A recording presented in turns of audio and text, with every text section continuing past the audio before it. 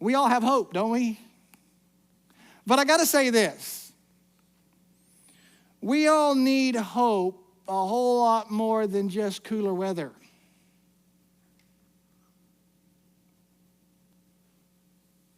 We can smile at the idea of cool weather coming, and it relieves us. But the reality is that we all find ourselves living through our lives needing hope. Solomon made a statement several thousand years ago, and it's a statement we all fully grasp and we all understand.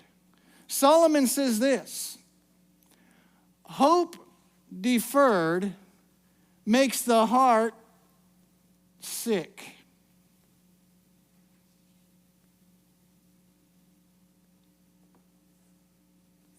Saul understood that if we do not have hope, we don't have anything. Paul, in his famous love chapter in 1 Corinthians chapter 13, verse 13, makes a statement we are all so familiar with.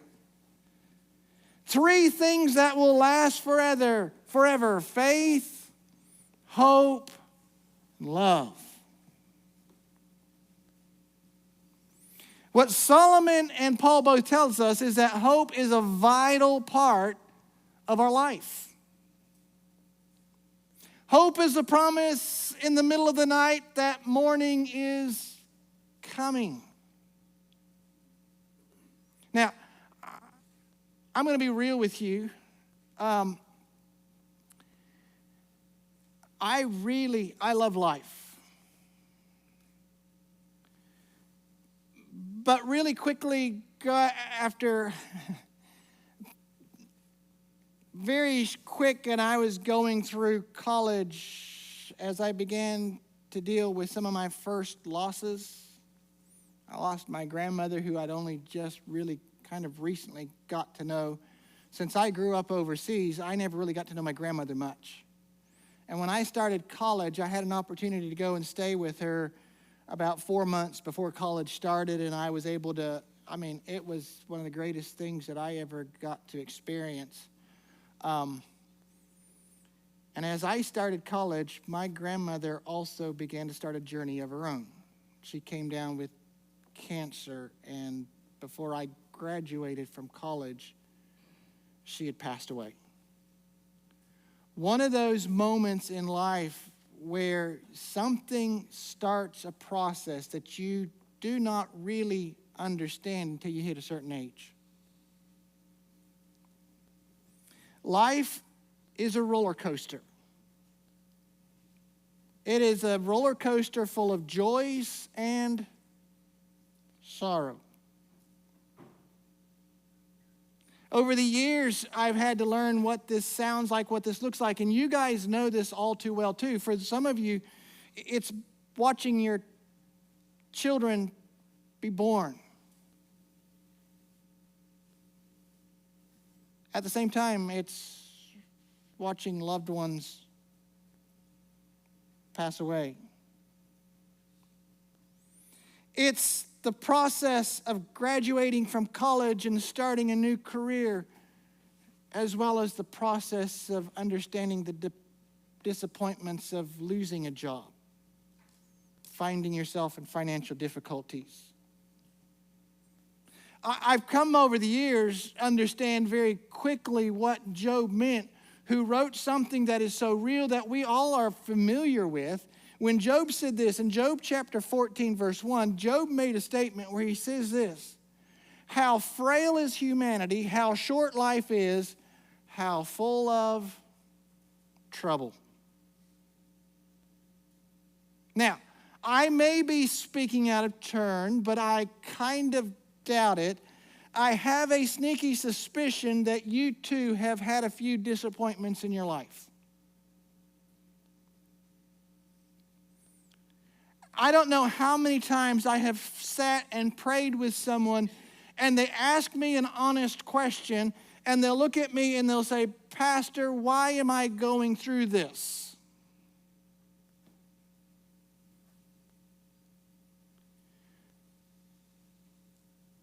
And you know what the answer I have? I don't know. There is this moment that as we begin to look at this, there are times when we find ourselves looking at something we have no answer for. It feels like the night has set in and morning never comes. I got to be honest, in several situations that I've been through, it's even worse than that. It feels like I have been in a room when someone has sucked every ounce of oxygen out and I can't breathe.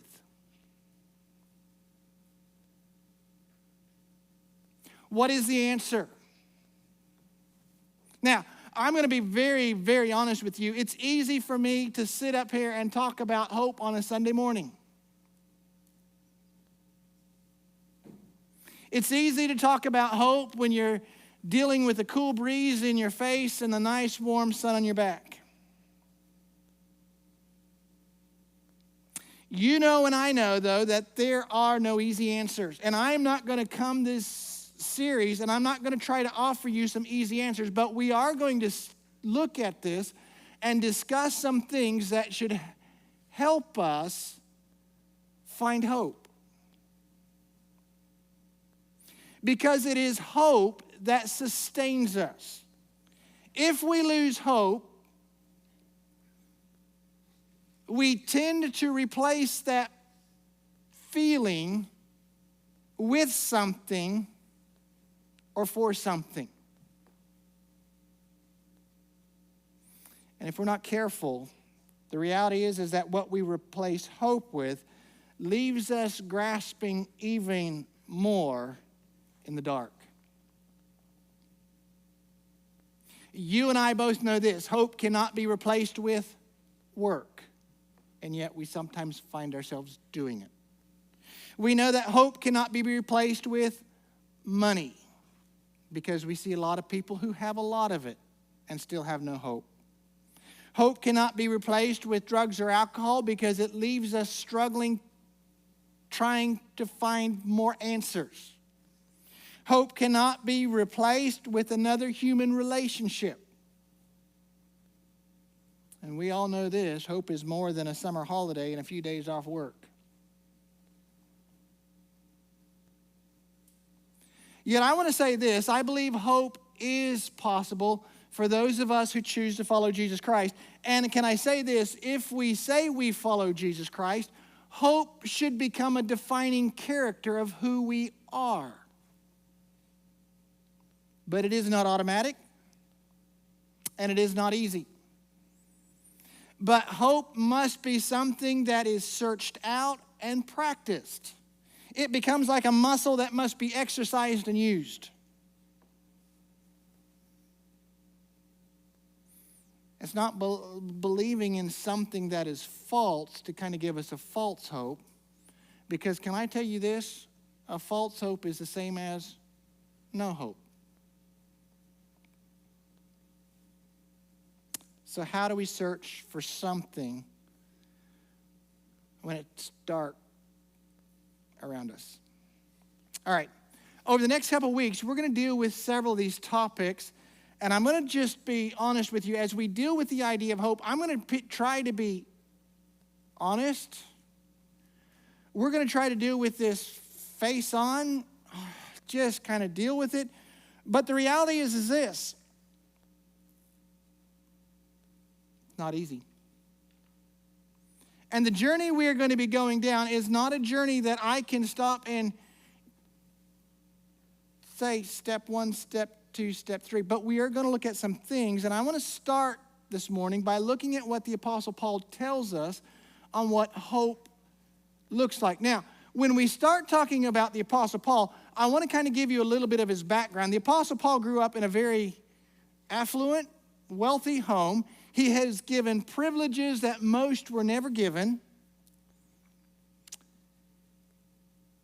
And he found himself at a certain stage in his life basically turning his back on privilege and position in order to share Jesus Christ with people who'd never heard. Now, when he did this, something happened that kind of we misunderstood.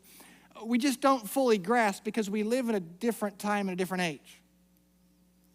When Paul decided that he was going to travel around the Roman Empire to share the gospel, it is estimated that he traveled a little over 10,000 miles on foot to share the gospel. Just think about that.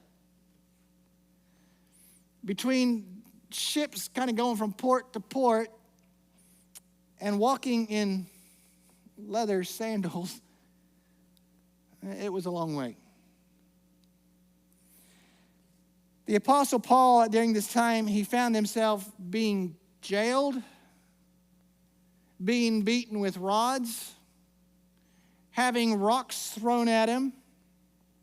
He found himself being attacked by wild animals. He found himself at times sick in places that he could not get help, hungry, cold.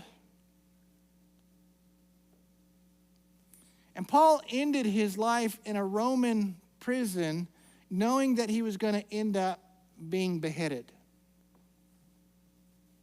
Paul's life was not easy. And yet, as Paul was enduring these things, he gives us a clue about hope. Now, I'm only going to start today. So as we go through, I'm not giving you major answers. Instead, today what I'm going to do is I'm going to give you some homework, okay?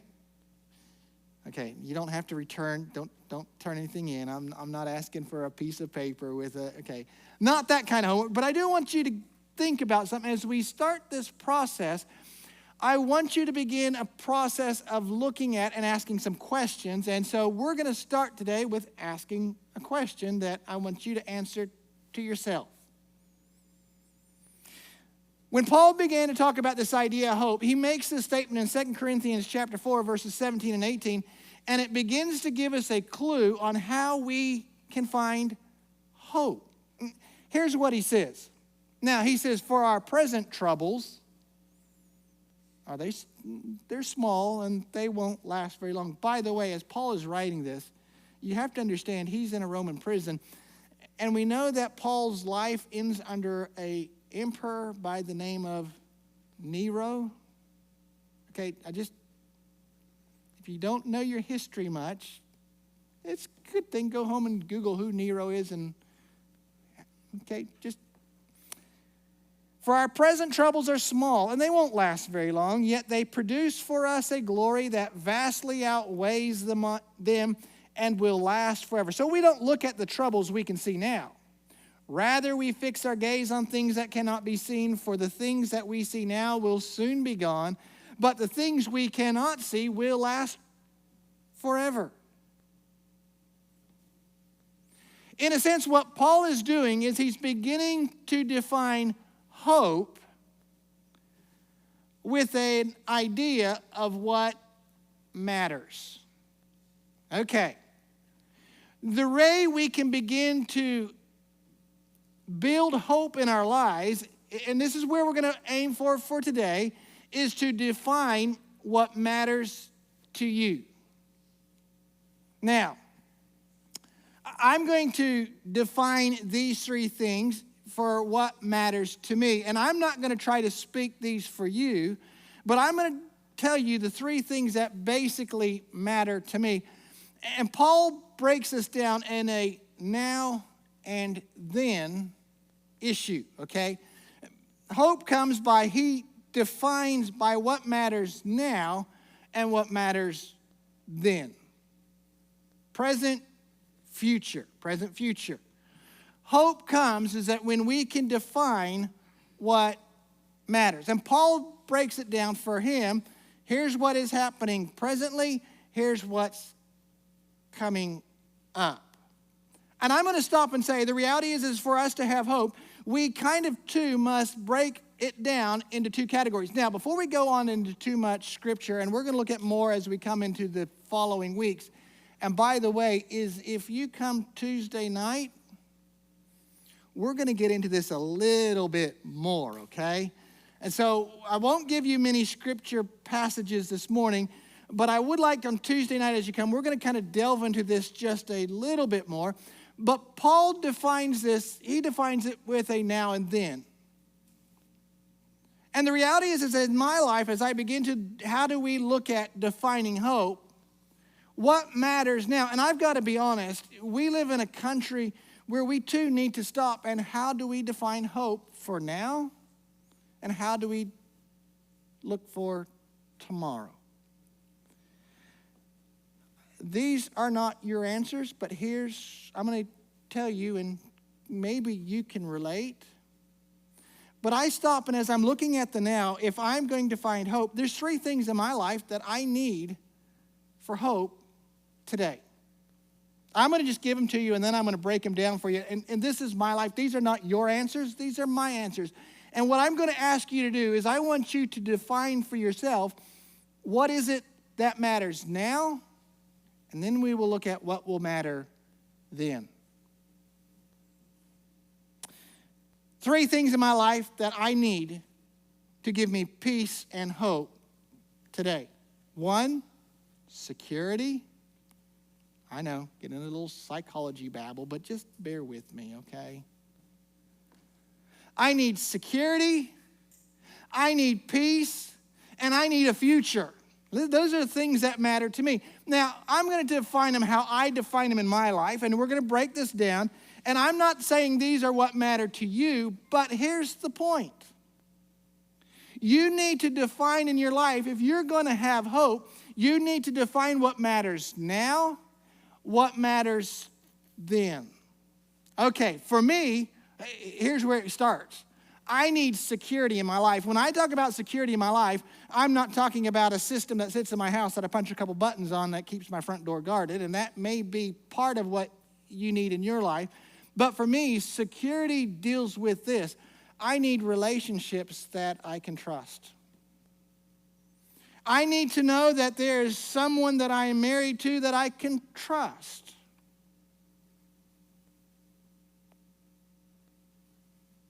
I need security. I need relationships that are secure. As I'm talking about security, I need to know that I have financially, I've got my bills able to be paid. I feel secure. I'm not worried about having my home kicked out from underneath me. I need the security of feeling like we have a government that is, hey, hang on, at least keeping the laws down that are there. We need security. That's what I need. As I talk about in my life, as I talk about what matters to me now, it's not just security that I need. I call it peace, but another way I describe it is a clear conscience. I need to be able to sit when I go to bed at night. I need to be able to put my head on my pillow knowing that I have not purposely wronged someone. That I haven't lied, I haven't cheated to. I need this ability that I've set my head on my pillow and I need a clear conscience. Number 3, I need to have a plan for a future. The way my brain works is I need to know what does tomorrow look like. I need to know that whatever issue that I am facing, I have a plan that says tomorrow, here's what I am doing. I need to know that tomorrow I'm going to get up, and if I did this, here's what my plan for tomorrow is. And I stop and I work on those 3 things.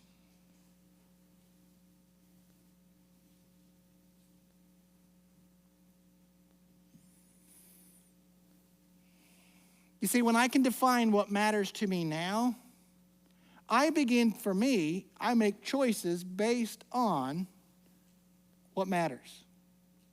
If I need security and I need relationships, I try to work on my relationships. If I need financial security, I try not to put myself in a place that gets us financially hurting. There's so many things that as we talk about this idea of security, when we learn to define our present, what matters to me now, it causes me to live and choose to act in a certain way. When I want to go to bed with a clear conscience, it makes me choose. How do I live? How do I talk to people?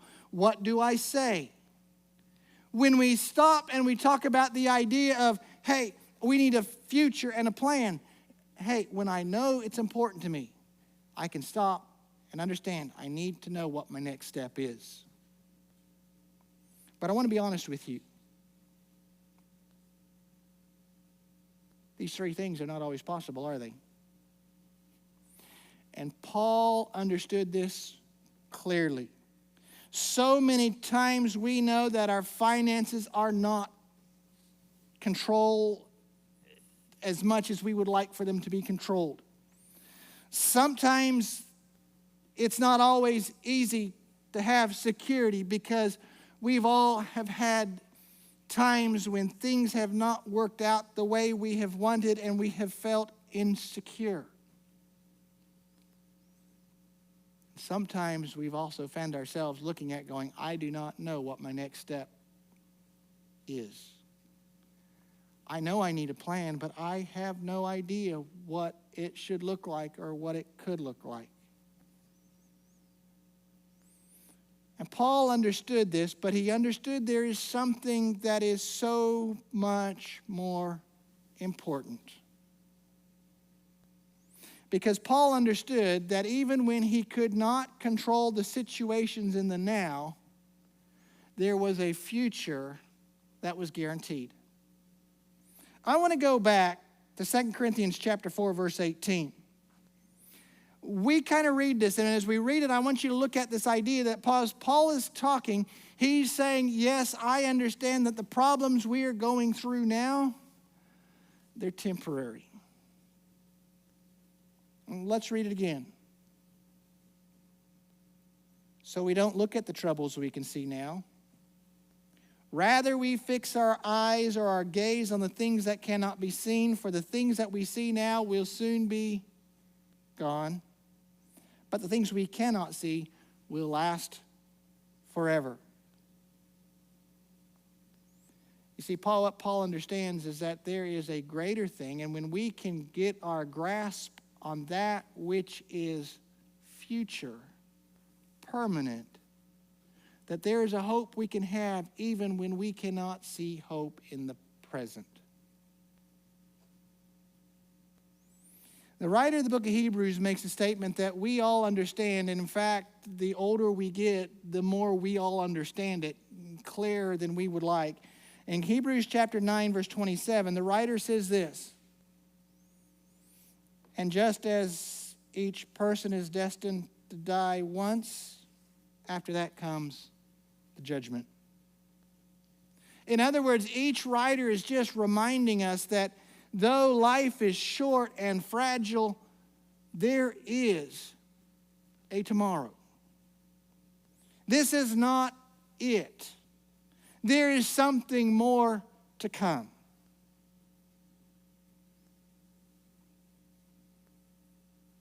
Paul is saying, as he begins to talk about a hope to come, he says, I'm beginning to shape my life and choose the things that I do. Yes, I need a secure tomorrow. Yes, I'm needing a peace and a clear conscience. Yes, I'm looking for a plan. But I can tell you this, when all of those are out of my control, I have a bright future.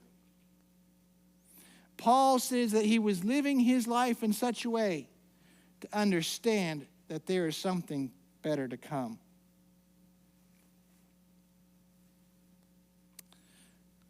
Summer in Florida?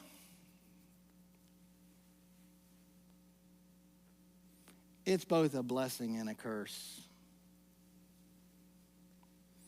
I love it and hate it at the same time.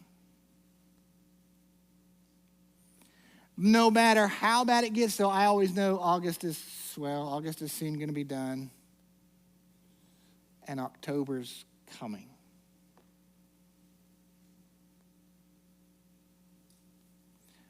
All right. Here's where we're starting this sermon series. I'm not here this morning to tell you anything that is life-changing, life-shattering. But what I'm going to do is we're going to start this series by giving you a challenge. I want you to go home and define what is it that matters to you. Now, I'm not talking about, I'd like to have a house paid off. And I mean, there's some good goals. I'm not talking about that. I'm talking about what really matters, what lies behind who you are.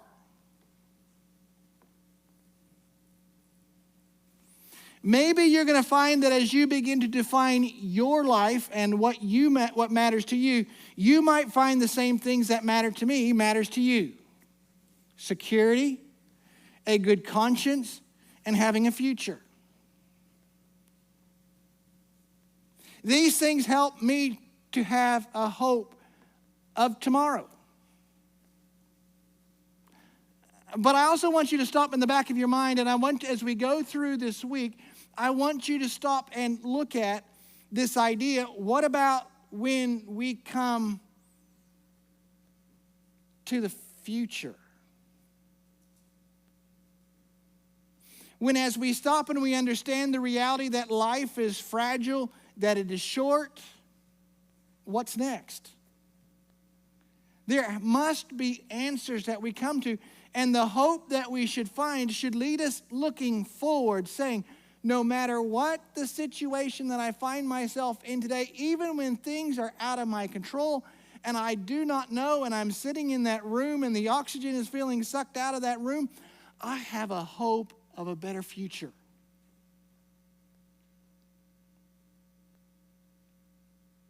Because when we lose hope, we have no future. Paul makes it very clear. There is something to come. How are we going to define it? How are you going to define it in your life? So this week, man, I feel like I've let you down. I haven't given you any answers this week. But as we start to explore this idea of hope, I need you to do something for yourself. I want you to define what matters to you. What do you need? What is it that you need? What is it that's going to allow you to build hope? What is it that helps give you that sense of peace? What is it that stops that says, hey, I can deal with the problems because?